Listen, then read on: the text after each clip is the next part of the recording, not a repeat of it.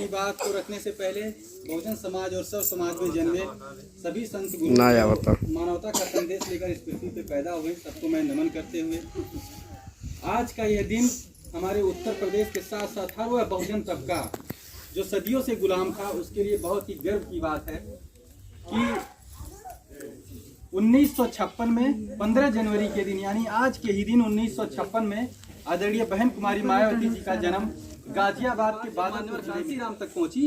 तो उन्होंने बहन कुमारी मायावती जी के घर मिलने पहुंचे और जब बहन कुमारी मायावती जी के घर आए तो उन्होंने बहन जी से पूछा, बताओ तुम क्या बनना चाहती हो। बहन जी ने कहा कि मैं डीएम बनकर अपने समाज के लोगों का कल्याण करना चाहती हूँ। तो मानव साहब ने कहा तुम डीएम बनोगी या जहाँ जिस क्षेत्र में काम करोगी उतने लोगों का कल्याण करोगी। मैं ये चाहता हूँ कि तुम्हारे जैसी महिला इस प्रदेश की मुख्यमंत्री बने ताकि हजारों डीएम कलेक्टर तुम्हारे सामने हाथ बांधे खड़ा रहे। साथी माननीय कांसीराम साहब 1984 में परम पूज्य बाबा साहब डॉक्टर भीमराव अंबेडकर जी के जन्म के दिन जो है बहुजन समाज पार्टी का गठन किया और बहुजन समाज के 1995 में पहली बार उत्तर प्रदेश में माननीय बहन कुमारी मायावती जी के नेतृत्व में सरकार बनाने का काम किया। और जब बहन कुमारी मायावती जी इस प्रदेश की पहली बार मुख्यमंत्री बनी तो सारे प्रदेश के डीएम कलेक्टर थाना के जो एसपी दरोगा सब हाथ बांधे बहन जी के सामने खड़े थे कापी लेके कि बहन जी आप बताइए आपका क्या काम करना है।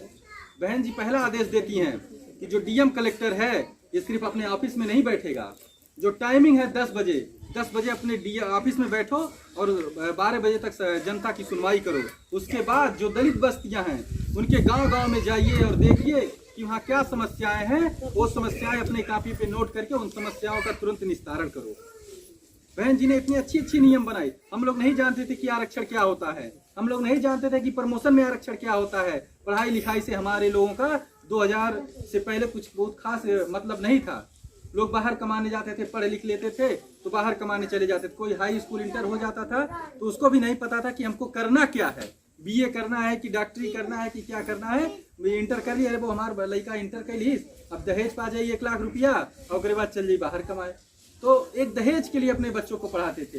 लेकिन बहन कुमारी मायावती जी जब सरकार में आई तो उन्होंने नौकरी जो होता है, नौकरियों में अपने समाज के लोग जो कि छांट दिए जाते थे। सरकारी जब वैकेंसियां निकलती थी तो जो बड़े लोग बैठे थे पदों पे वो हमारे लोगों को छांट देते थे, कहते थे ये तो सुटेबल नहीं है नौकरी लायक।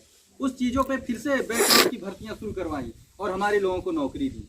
जो लोग सफाई कर्मी में भर्ती हुए हैं मुझे लगता है उससे पहले जब वो सफाई कर्मी नहीं थे तो बाहर कमाने जाते रहे होंगे या तो किसी के यहाँ मजदूरी करते रहे होंगे। लेकिन 1,08,000 से ज्यादा नौकरियां देकर बहन कुमारी मायावती जी ने इनका परिवार आज संपन्न कर दिया। आज ये 30,000 35,000 नौकरी तनख्वाह पा रहे हैं महीने का, अपना जीवन अच्छे से गुजार रहे हैं। हमारे गांव में कोई उस तरीके का पढ़ा लिखा नहीं था। 1-2 लोग अगर पढ़े लिखे थे तो उनको पता नहीं था कि सफाई कर्मी की नौकरी निकली है तो उसको भर के जो है किया जाए, या उनका सोर्स नहीं था। क्योंकि हमारे लोग बस खाली वोट देना जानते थे, उससे आगे की राजनीति करना नहीं जानते थे, या जो थोड़ा बहुत लोग जानते भी थे वो इस चीज़ों से मतलब नहीं रखते थे। हम लोग आए, इस चीज़ को आगे बढ़ाना है। आगे फिर चुनाव है, बहन कुमारी मायावती जी के चुनाव चिन्ह आती है उस पर वोट डालकर फिर से बहन कुमारी मायावती जी का सरकार बनाइए ताकि जो जिस तरीके से सफाई कर्मी की भर्ती उस तरीके से और भी वैकेंसियां बहन कुमारी मायावती जी निकालेंगे। तो जो इस क्षेत्र में उस लायक होगा हम लोग मदद करके उसको उस योग्य तक पहुंचाएंगे। और सिर्फ इतना ही काम बहन जी ने नहीं किया कि सफाई कर्मी भर का भर्ती निकाला। इन्होंने सत्ता में आने के बाद जो लड़के पढ़ रहे थे, जैसे हम लोग पढ़ रहे थे तो फ्री था, बहन कुमारी मायावती जी जो शुल्क प्रतिपूर्ति का नियम लगाई थी कि जो SC ST का छात्र होगा वो पढ़ेगा तो उसका जो शुल्क होगा वो सरकार भरेगी। लेकिन अखिलेश यादव आए तो वो खत्म कर दिए, फिर योगी जी आए तो एकदम में खत्म कर दिए। अब आप बताइए, आपका लड़का इतना बड़ा है, ये पढ़ रहा है, इंटर कर लेगा, इसके बाद क्या करेगा? बाहर जाएगा कमाने। अब आपके घर तो बोरा भर के पैसा है नहीं कि 10 लाख रुपया ले जाके स्कूल में जमा करके इसको डॉक्टर इंजीनियर बना दे। किसी के पास है? नहीं है ना। तो आपका लड़का कैसे बनेगा डॉक्टर इंजीनियर? सभी लोग 2 लड़के आगे चले गए और लड़के कैसे आगे जाएंगे? नहीं जा पाएंगे ना। तो उन लड़कों को आगे ले जाने की जिम्मेदारी हमारी आपकी है कि नहीं है? आपका भी लड़का जो छोटा है पढ़ रहा है उसको आगे ले जाना है ना।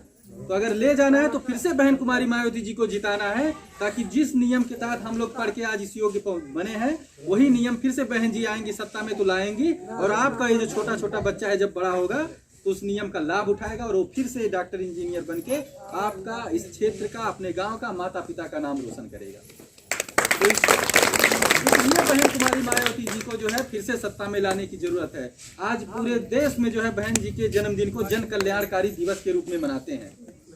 जन कल्याणकारी दिवस यानी कि सबके कल्याण की काम जो किया अपने सत्ता में रहते हुए, उसका जन्मदिन है, यानी बहन कुमारी मायावती जी का जन्मदिन है। हम इस सेक्टर के सेक्टर महासचिव हैं, इसलिए इनके जन्मदिन को और अच्छे से सेलिब्रेट करने का हम लोगों को भी अधिकार बनता है। आज यहाँ सेलिब्रेट हो रहा है और इस शुभ दिन मैं भी ये घोषणा करता हूँ कि अगले 15 मार्च को जो है 15 मार्च से इस पूरे गांव में जो है लाइट हर पोल पे लग जाएगा। ये मेरे खर्चे से लगेगा हमारे पूरे गांव में। जो है मैं अपनी बारी को समाप्त करता हूं और बहन कुमारी मायावती जी के जन्मदिन की आप सबको ढेर सारी शुभकामनाएं देता हूं। जय भीम, जय भारत।